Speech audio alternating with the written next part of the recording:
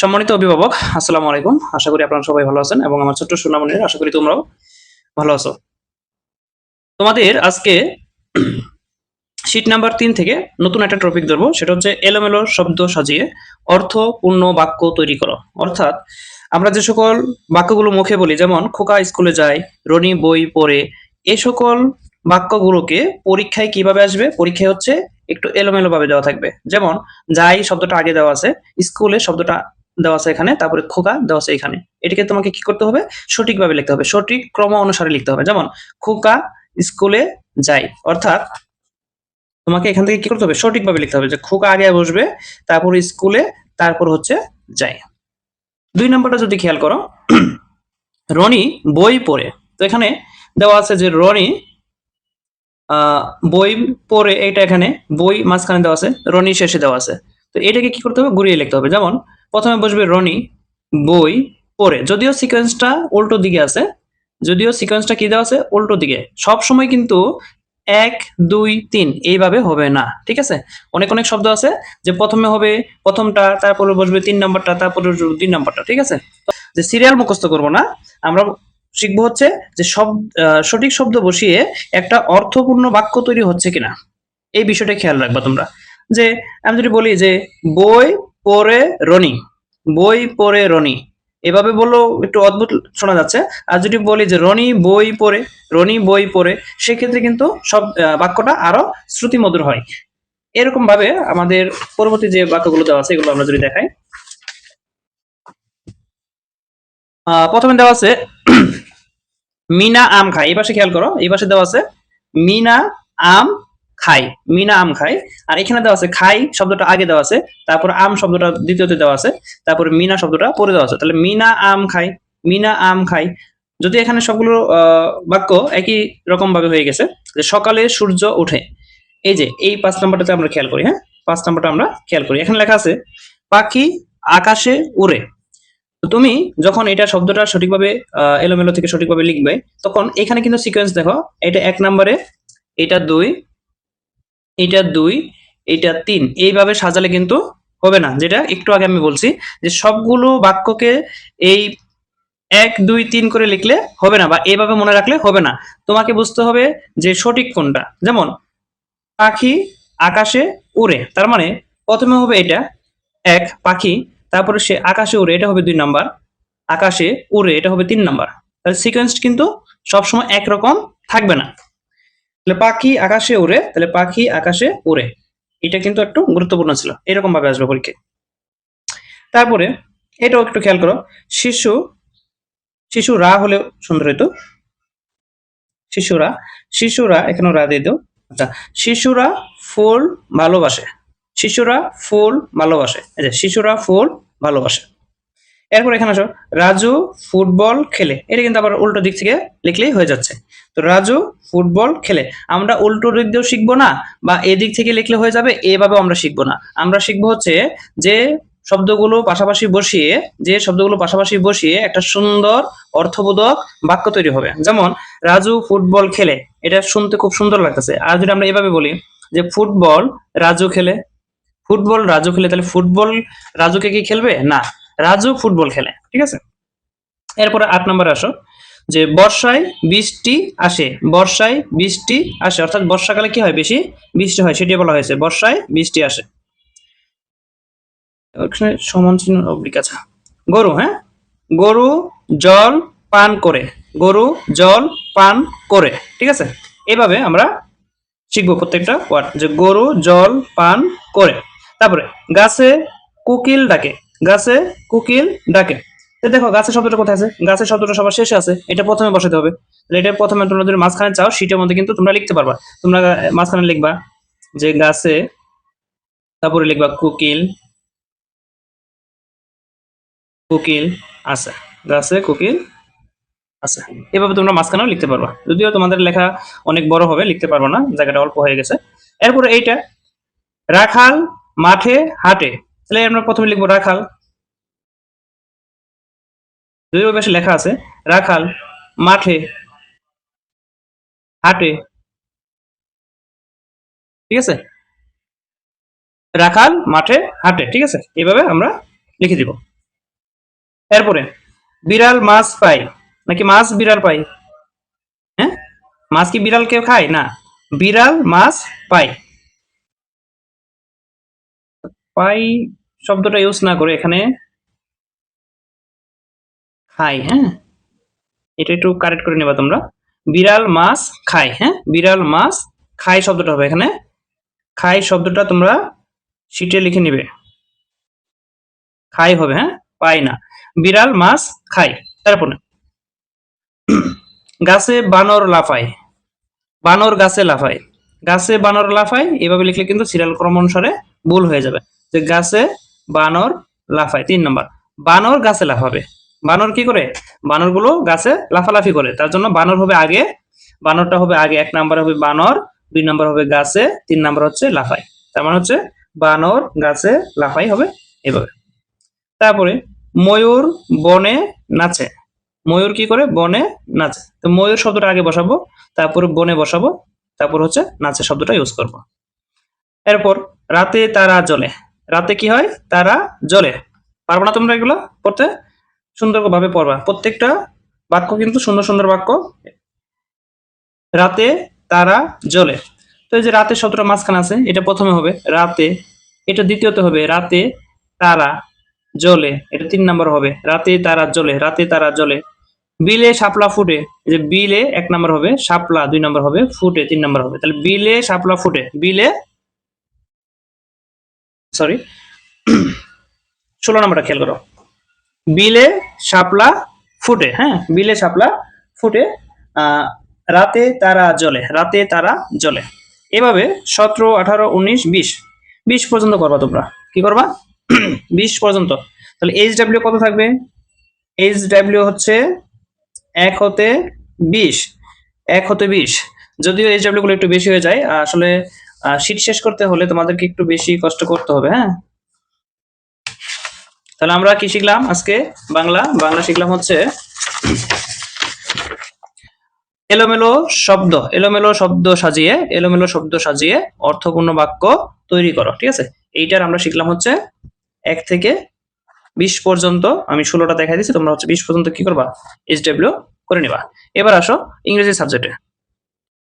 তো ইংরেজিতেও আমরা হচ্ছে আজকে একটা নতুন টপিক ধরবো, সেটা হচ্ছে sheet number 3, rearrange the jumble letter. তো আমরা এলোমেলো ভাবে কিছু লেটার দেওয়া থাকলে সেটা সাজিয়ে লেখা শিখবো। এলোমেলো ভাবে কিছু লেটার দেওয়া থাকলে সেগুলো কি করবো? আমরা সাজিয়ে লেখা শিখবো। কিভাবে শিখবো যদি একটু খেয়াল করি, যে প্রথমে যে শব্দটা দেওয়া আছে, টি আগে দেওয়া আছে, ইউ দেওয়া আছে, তারপরে বি। তো এটাকে সাজিয়ে লিখলে কি হবে? বি আগে, ইউ পরে, টি হচ্ছে পরে। বাট, বাট শব্দটাকে যদি আমরা ই করি, সাজিয়ে লিখি, প্রথম হচ্ছে এটা। তারপরে দেখো তোমাদের সবচেয়ে পরিচিত একটা word B A double L, answer গুলো কিন্তু সাথে দেওয়া আছে, বি এ ডবল এল। এটাকে দেখো কিভাবে এলোমেলো ভাবে দেওয়া আছে, প্রথমে আছে বি, তারপরে এল, তারপরে এ, তারপর আবার এল। তো এটাকে সাজিয়ে লিখতে হবে বি এ ডবল এল। তারপর এখানে খেয়াল করো টেবিল, টেবিল শব্দটিকে এলোমেলো ভাবে দেওয়া আছে বি, তারপরে টি, তারপরে এল, তারপরে এ, তারপরে টি। প্রথমে আসবে টি, তারপরে আসবে এ, টি এ, তারপরে বি, তারপরে এল, তারপরে ই। তাহলে টেবিল শব্দটি এভাবে সাজাইবে। তারপরে খেয়াল করো আমব্রেলা, আমব্রেলা শব্দটিকে এলোমেলো ভাবে দেওয়া আছে।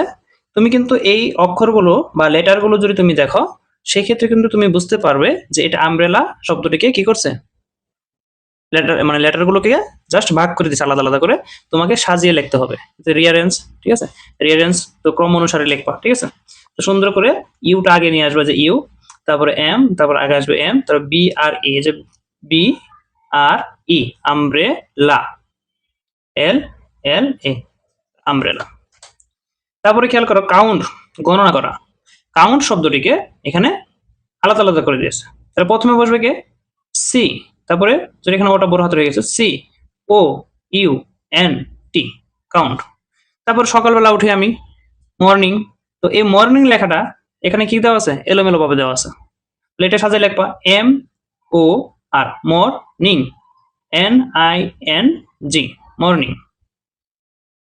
এই যে আরেকটা rainbow, R A I N, rain, এই যে রেন, তাহলে বি ও ডাব্লিউ, তাহলে যা প্রথমে বসাবা বি, তারপরে বসাবা ও, তারপরে বসাবা ডব্লিউ, তারপরে কি বসাবা ডব্লিউ, তাহলে রেন বো। তারপরে আসো আন্ডার।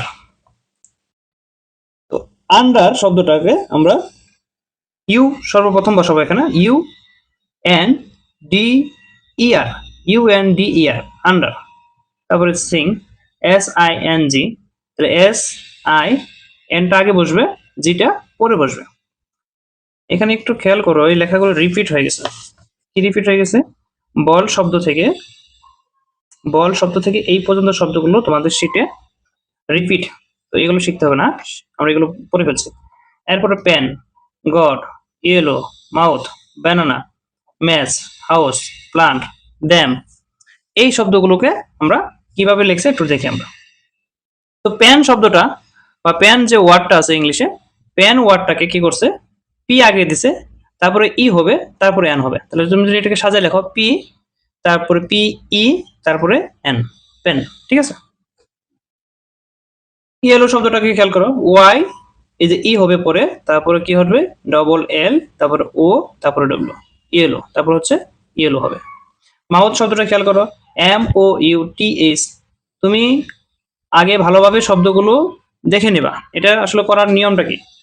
এটা করার নিয়মটা হচ্ছে, আগে হচ্ছে আমি কি করব, শব্দগুলোকে ভালোভাবে খেয়াল করব। আমি যদি এখানে একটা দেখাই, আচ্ছা মাউথটাই লিখি, এইভাবে দেওয়া আছে তোমার পরীক্ষা হলে, সাপোজ কোন M, M O T U H.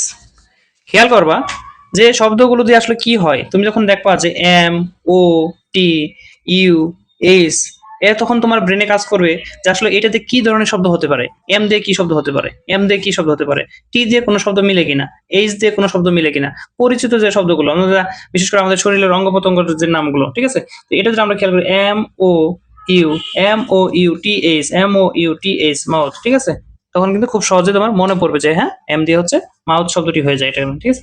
তো ওয়ার্ডটা আমরা তখন কি করব, রিয়ারেঞ্জটা সঠিক করে লিখে এটা সমান সমান আমরা এভাবে লিখবো, M O U T S, mouth.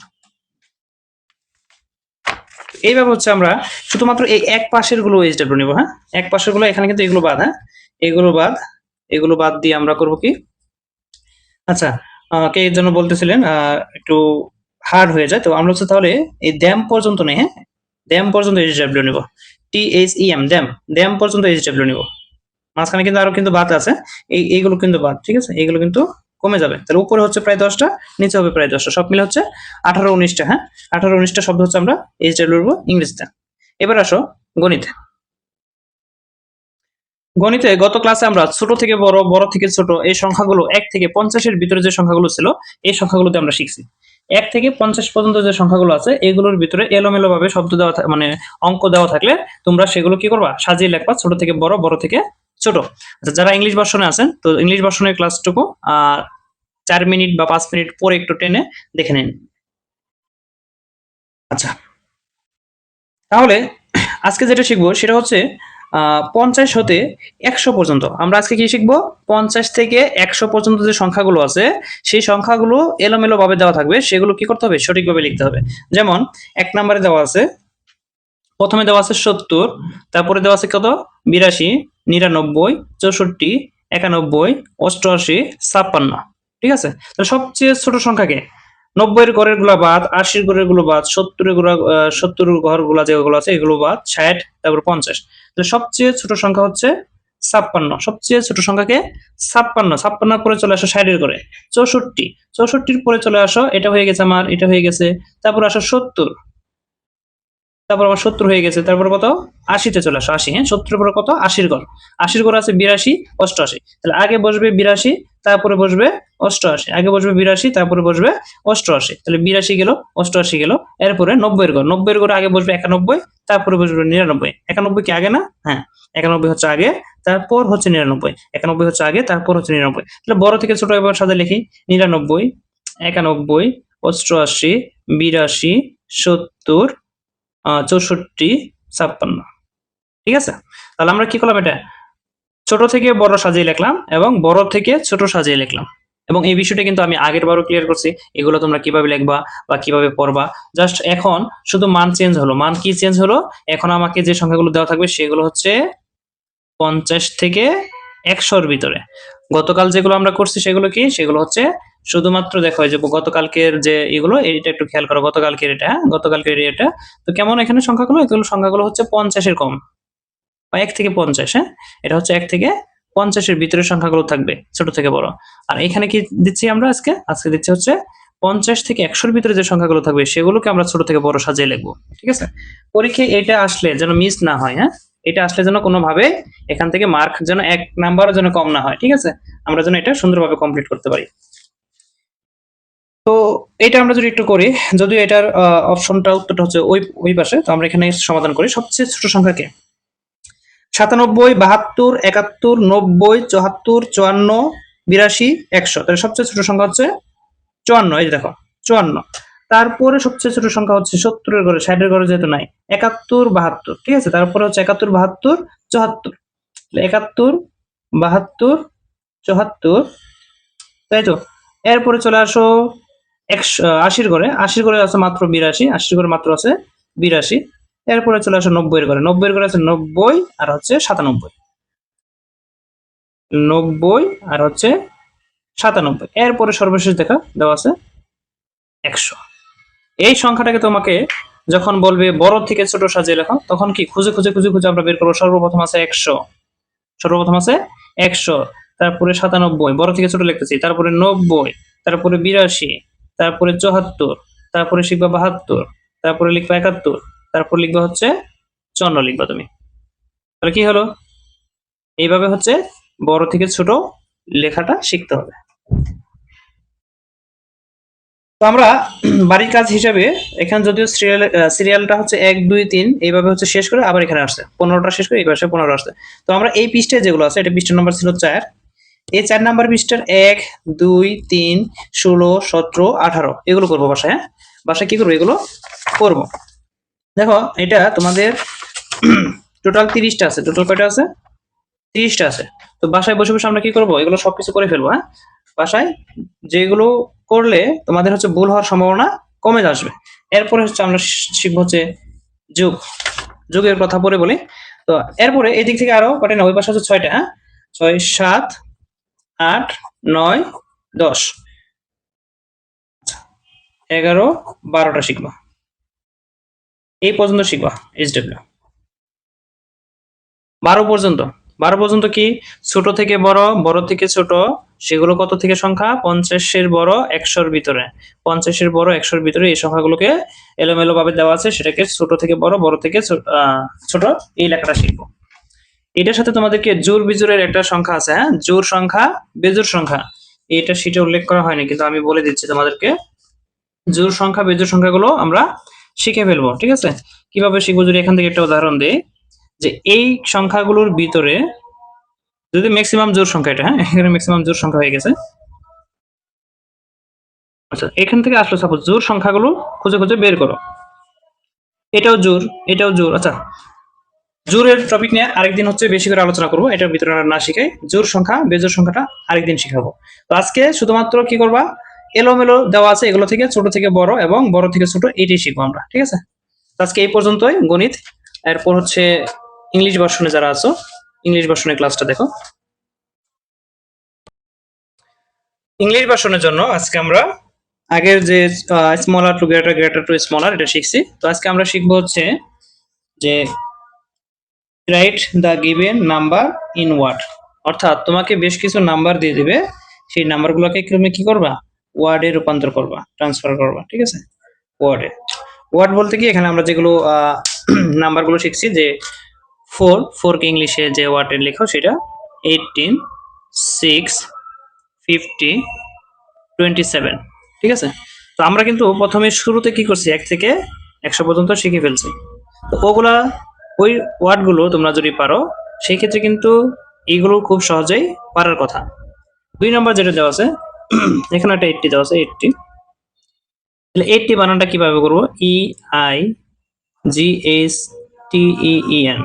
18। তারপরে দেওয়া আছে 7, তাই লেখো 7।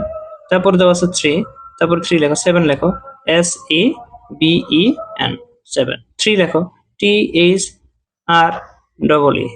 3 25 লেখো 20 বানান কেমনে শিখছিলে তোমরা TWEN 20 25 25 এরপর দেখো 35 আছে 35 কিভাবে শিখছিলা THIRTY